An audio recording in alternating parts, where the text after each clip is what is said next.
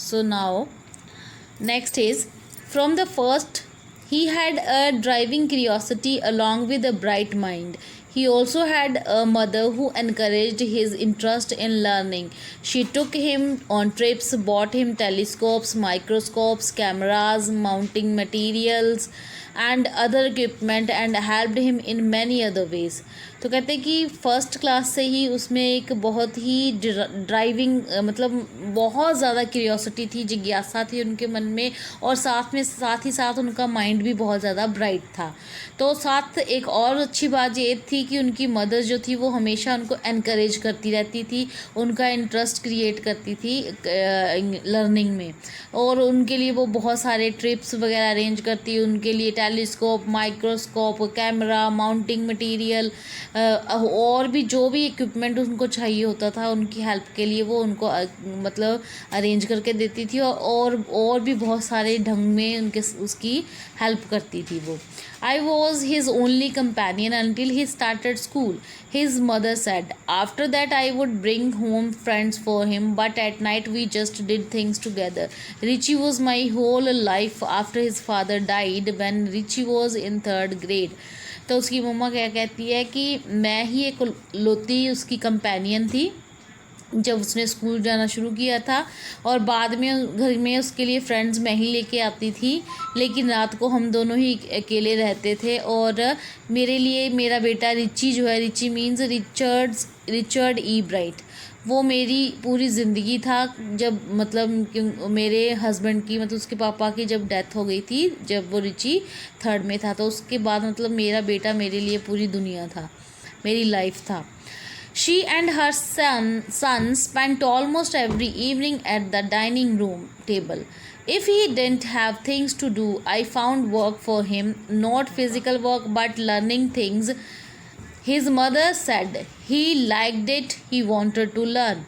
तो उसकी मदर क्या कहती है, आगे भी बताती है और कहती है कि मतलब उसकी मदर जो थी उसके साथ टाइम स्पेंड करती थी इवनिंग में डाइनिंग रूम में टेबल पे, और कहती कि जब उसके पास कोई करने के लिए चीज़ नहीं होती थी तो मैं उसके लिए काम ढूंढती थी, फिज़िकल वर्क नहीं, लर्न करने वाला कोई वर्क, क्योंकि उसको अच्छा लगता था ये और वो लर्न करना भी चाहता था। एंड लर्न ही डिड, कहती और वो लर्न करता गया। He earned top grades in school, और उसको स्कूल में टॉप ग्रेड्स मिले। On everyday things he was just like every other kid, his mother said. और कहते डेली रूटीन में की बात करें तो वो दूसरे बच्चे की तरह था, जैसे बच्चे वो करते हैं दूसरे वैसा ही था, वो उनके जैसा ही था।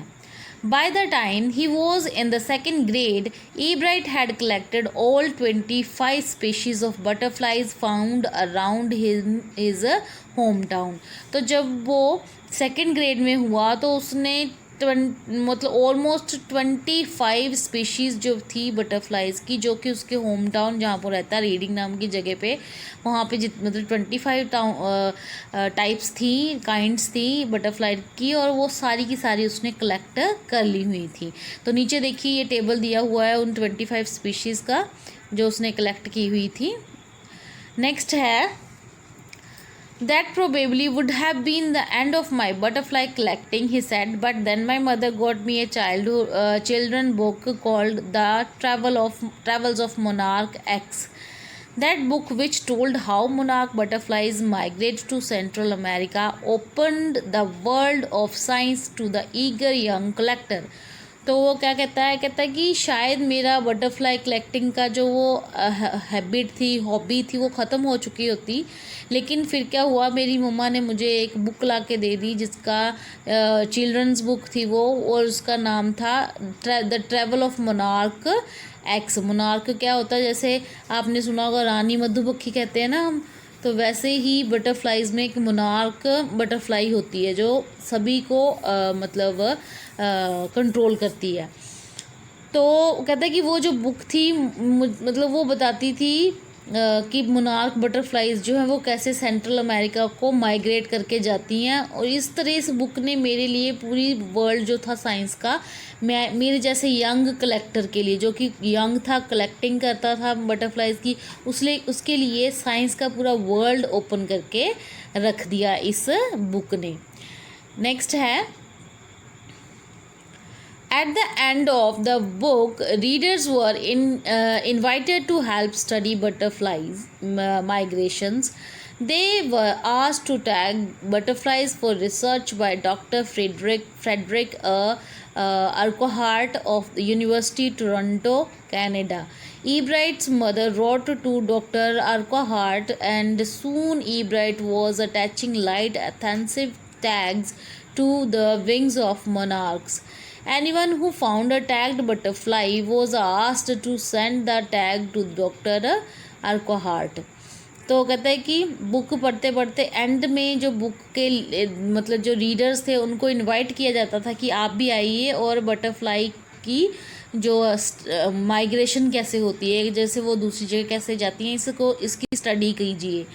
तो उन्होंने ये भी बात बोली हुई थी कि आप बटरफ्लाइज़ को पकड़िए रिसर्च के लिए. डॉक्टर फ्रेडरिक अर्कोहार्ट जो हैं यूनिवर्सिटी ऑफ टोरंटो कनाडा के, तो उनको टैग करके आप भेजिए. तो ईब्राइट की मदर ने उनको लेटर लिखा और फिर बाद में ईब्राइट ने क्या किया, छोटे छोटे पतले पतले से चिपकाने वाले टैग्स जो होते थे वो बटरफ्लाइज जो मोनार्क बटरफ्लाइज होती थी उनके विंग्स के साथ अटैच कर दिए. और जो भी उन टैग्ड बटरफ्लाइज को पकड़ता था तो उनसे कहा जाता था कि उस बटरफ्लाई को वो डॉक्टर अर्कोहार्ट को पहुंचा दें.